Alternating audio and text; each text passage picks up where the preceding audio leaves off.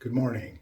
My name is Michael R. Roser, and I am Chief Coaching Facilitator and co-founder of my company, Strategic Life Coaching, LLC. Please join me for this video and others at my website, abundantlifeslc.com. Well, you guys saw my weigh in this morning. Good luck again to all of you. 206.4. So the goal of 208 pounds has been made and actually surpassed. And for me anyway, and the keto diet and getting my body into ketosis seems to work and work very well for me.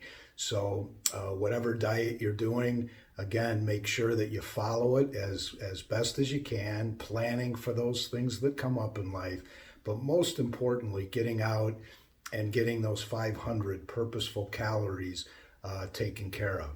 So as promised, today we're going to get into this medicine wheel that I've got here behind me. And again, the idea here is how the Native Americans tap into this spirit of the universe and why this spirit is helpful and why introspection is helpful as we try to change our lives, but most importantly, change them in a way that we can sustain it and keep it, and then becoming, of course, a lifestyle.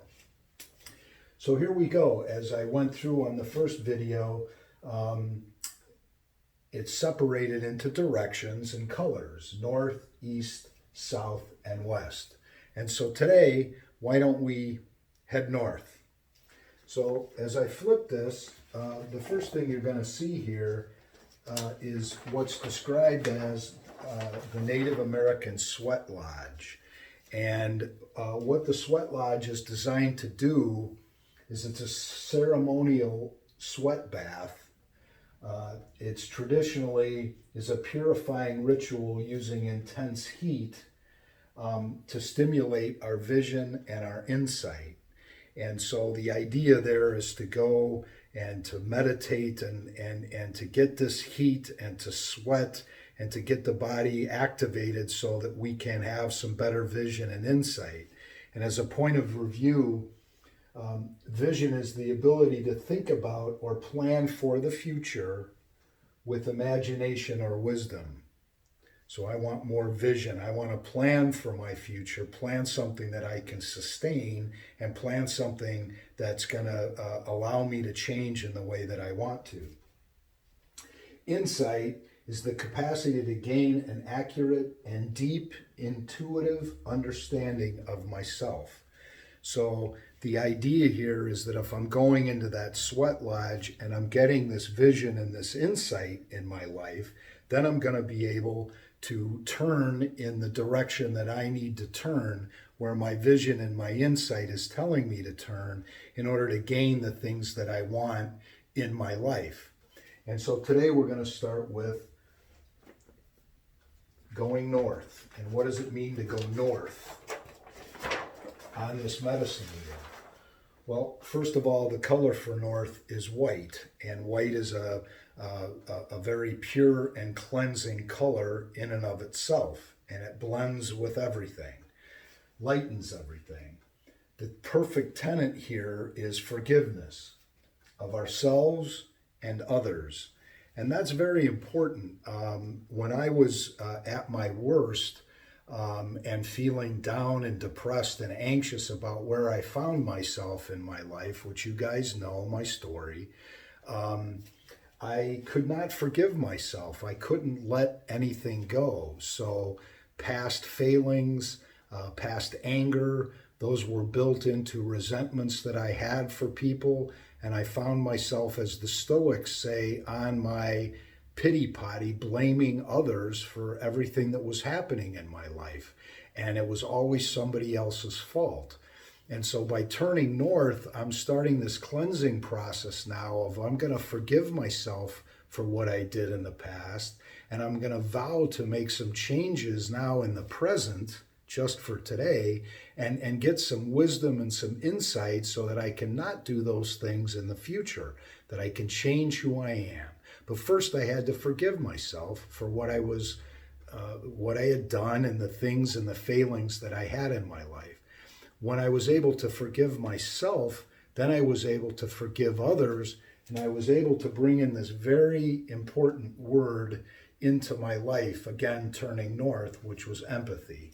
And so not everybody that I come across in my life was supportive to me. People took a lot of things from me. They took a lot of shortcuts with me, and it left me angry and resentful.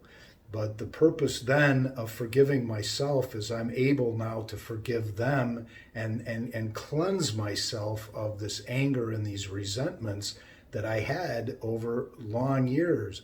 And as I found in the amends process of the spiritual program that I'm following now, I was able to, again, let those things go. I was able to amend my behavior so that I was changing and not bringing any fuel to that fire, if you will. And I was allowing them to be on their journey. And if they were struggling or they were still sick for whatever reasons, I was able to show them some empathy. I was able to take a big step, which was to pray for them to get in their life what I wanted in mine, which was some peace and serenity, which was something I never was able to do. So turning north was very important. A lot of people think of turning north, here in Chicago, the wind blows off the lake and it's very, very cold in that wind.